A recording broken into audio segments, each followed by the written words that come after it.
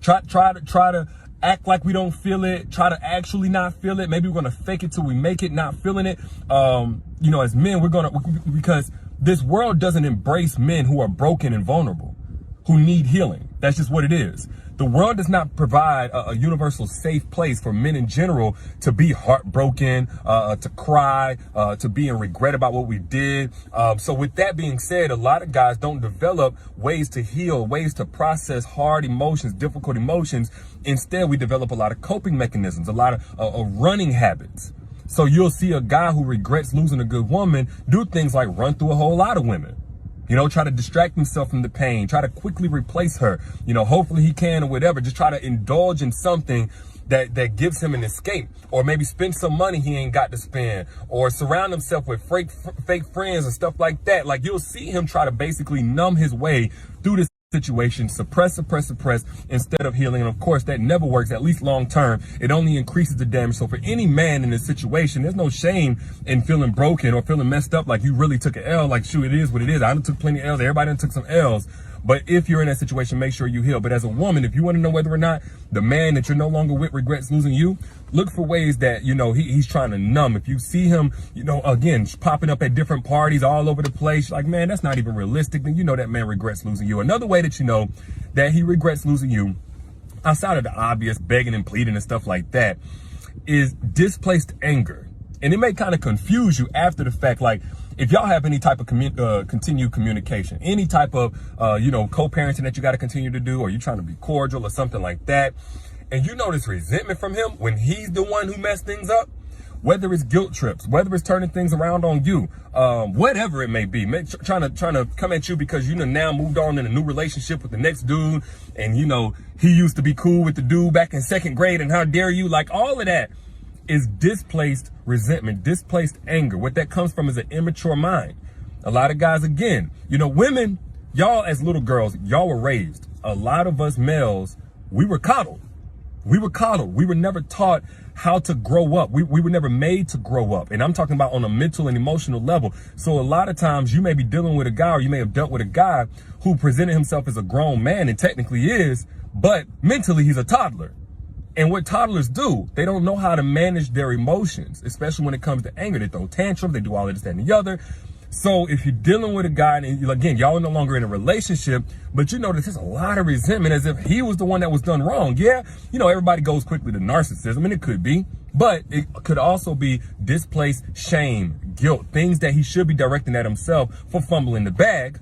And a good woman is a bag, like no other bag, but now he's putting that on you. Now, with that being said, I'm going to keep it all the way real. Some of y'all ain't going to like this. If you're in that place, I'm going to say this.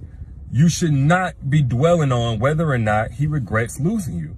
Now, I also don't want you to feel ashamed and like you're stupid or you're weak or you're dumb, because chances are you've heard that or you felt that about yourself, even caring whether or not this man regrets losing you. I think it's totally normal, because afterwards you're going to want some vindication that you weren't the problem. Or at least, you know, you were worthy of more than the love that you received from that man. More than likely, you even fought for the relationship before you finally called it quits, before it was finally over, on the premise of doubt that maybe you're the one messing things up. Or maybe that, you know, he's going to come to his senses eventually. So afterwards, it's normal to look for signs that, you know, that confirmation that, oh, he knows that he lost a good thing. He did indeed lose a good thing. But let me say this, if that's the place that you're in, even though I'm not shaming you, I want you to shift your focus, man. This is what I want for I want you to shift your focus to, one, how do you bring your best self to the next relationship that you're in so that you can be future focused, not past oriented, but future focused, and understand that the man that you do deserve, he deserves the best version of you as well.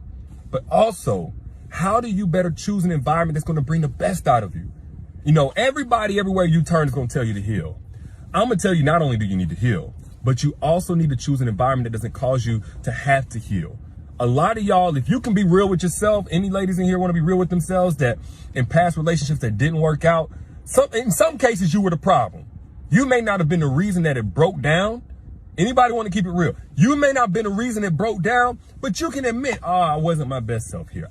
You know, I did have more of an attitude than what I needed. I was a little bit, you know, untrusting of this dude. I did come in with some resentment. I did yell at him sometimes or whatever.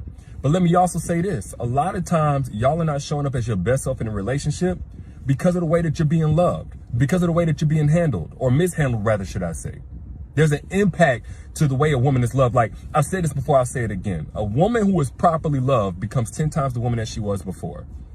She becomes 10. So a man that you with, you have to be careful, not just in terms of knowing your worth, yes, but also get a man that brings the best out of you.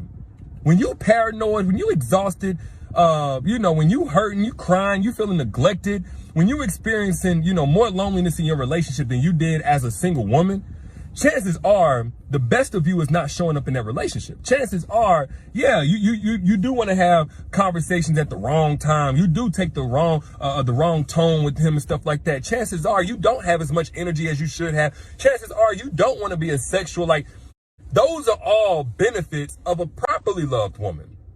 Something that we talked about in that masterclass. Matter of fact, I'm extending access right now for anybody who missed out on that masterclass, the benefits of a properly loved woman, where we talked about the difference between a woman and how she shows up in a relationship where she's not being handled properly to a relationship where she's being protected and prioritized as she should be. And then we also talked about how to evaluate a man who can love you properly. If you missed that, click the link down at the bottom. It's pinned down in the comments, or back out of here. Click it, it's at the top.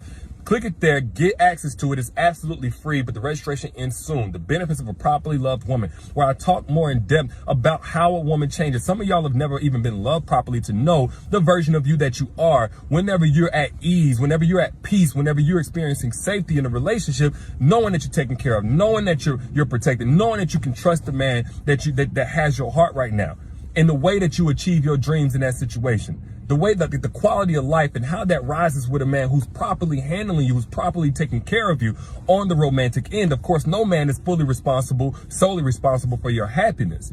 But every man that comes into a relationship with you should be held to the expectation that he's going to properly love you. All right. But of course, again, you have to know how to evaluate him and all that other good stuff that I went in on the free masterclass. But moral of the story is this. Whenever you are mishandled by a man, or maybe you weren't mishandled, maybe the things just didn't work out, and this man is dealing with all type of regrets and stuff like that, that don't serve you to even care about that. And if you know that, the only issue that you have is how to stop caring.